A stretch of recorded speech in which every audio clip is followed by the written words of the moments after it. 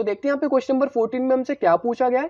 To circular coils A and B are placed close to each other, दोनों ही यहाँ पे पास में लगे हुए हैं, coil A and coil B. If the current in the coil A is change will some current be induced in the coil B, give reason.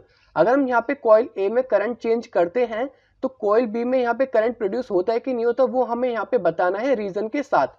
तो देखते हैं यहाँ पे इसके point. When we switch on current in coil A, it becomes an electromagnet and produces a magnetic field around coil B. तो जैसे ही यहाँ पे हम स्विच ऑन करेंगे तो जो कॉइल ए है ये किसके तरह काम करेगा, एक इलेक्ट्रोमैग्नेट की तरह काम करेगा, जिसको यहाँ पे हम बोल सकते हैं टेम्पररी मैग्नेट की तरह काम करेगा। जब तक यहाँ पे करंट फ्लो करेगा जब तक ही यहाँ पे मैग्नेट की तरह काम करेगा।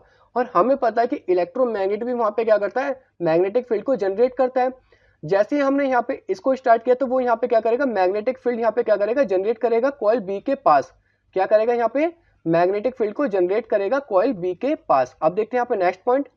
The effect is just the same as pushing a magnet into coil B, so an induce current flows in coil B for a movement. ये हमारा वैसे हुआ जैसे कि हमने पहले वाले क्वेश्चन में पढ़ा था। हमने वहां पे क्या रखा था, एक कॉइल ले रखा था और उसमें हम बार मैग्नेट को पुश कर रहे थे। जैसे ही वहां पे पुश करे तो गैल्वेनोमीटर में वहां पे डिफ्लेक्शन शो कर रहा था। तो यहाँ पे क्या होगा, जैसे ही यहाँ पे मैग्नेटिक फील्ड जनरेट होगी तो कॉइल बी में यहाँ पे क्या होगा, डिफ्लेक्शन शो करने लगेगा। When the current in coil A becomes steady, its magnetic field also becomes steady and the current in coil B stops. जैसे ही यहाँ पे इसकी मैग्नेटिक फील्ड यहाँ पे क्या होगी, बिल्कुल सेम हो जाएगी, तो यहाँ पे कॉइल बी में यहाँ पे कोई भी करंट फ्लो नहीं करेगा। मतलब इसका जो मैग्नेटिक फील्ड एक बार स्टेबल हो गया तो कॉइल बी में यहाँ पे बिल्कुल भी करंट शो नहीं करेगा। तो इसका मतलब वो यहाँ पे सिर्फ थोड़े से ही समय के लिए वहां पे क्या कर रहा था, करंट को शो कर रहा था। अब बात कर लेते हैं यहाँ पे सेकंड पॉइंट की। When we switch off the current in coil A, its magnetic field in coil B stops quickly.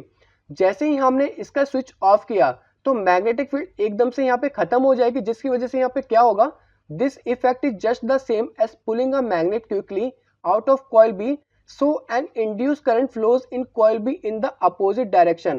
अब यहाँ पे होगा क्या, जैसे ही हमने यहाँ पे इसका स्विच ऑफ किया तो मैग्नेटिक फील्ड यहाँ पे इसके पास दोबारा आने लगेगी और जो करंट की डायरेक्शन है वो यहाँ पे क्या हो जाएगी, अपोजिट हो जाएगी।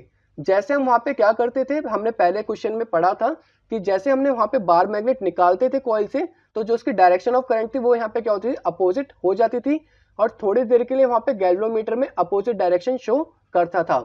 तो इस क्वेश्चन से हमें यहाँ पे ये समझ में आया कि कॉइल ए में जब हम यहाँ पे करंट को चालू करते हैं तो यहाँ पे कॉइल बी में जो डिफ्लेक्शन करता है वो हमारा राइट साइड करता है, मतलब पॉजिटिव डायरेक्शन में शो करता है।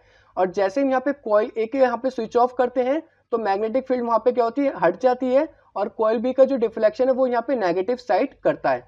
तो यहाँ पे क्या हो रहा था, जैसे ही यहाँ पे कॉइल ए का जो हम स्विच ऑन करे थे वहाँ पे मैग्नेटिक फील्ड जनरेट हो रही थी, जिसकी वजह से वो कॉइल बी के पास पहुंच रही थी और वहां पे करंट फ्लो करता था थोड़े समय के लिए। जब एक बार वो स्टेबल हो जाता था तो वहां पे कोई भी करंट फ्लो नहीं करता था। जब हम यहाँ पे कॉइल ए का जो बैटरी है उसको यहाँ पे स्विच ऑफ करते थे तो वहां पे मैग्नेटिक फील्ड खत्म हो जाती थी, जिसकी वजह से कॉइल बी में जो यहाँ पे करंट शो करता था वो यहाँ पे नेगेटिव साइड करता था, मतलब जो गैल्वेनोमीटर वो यहाँ पे अपोजिट डायरेक्शन में शो करता था। तो यहाँ पे हमें इस क्वेश्चन से यही पता चला है। अब हम यहाँ पे चलते हैं अपने नेक्स्ट क्वेश्चन की तरफ।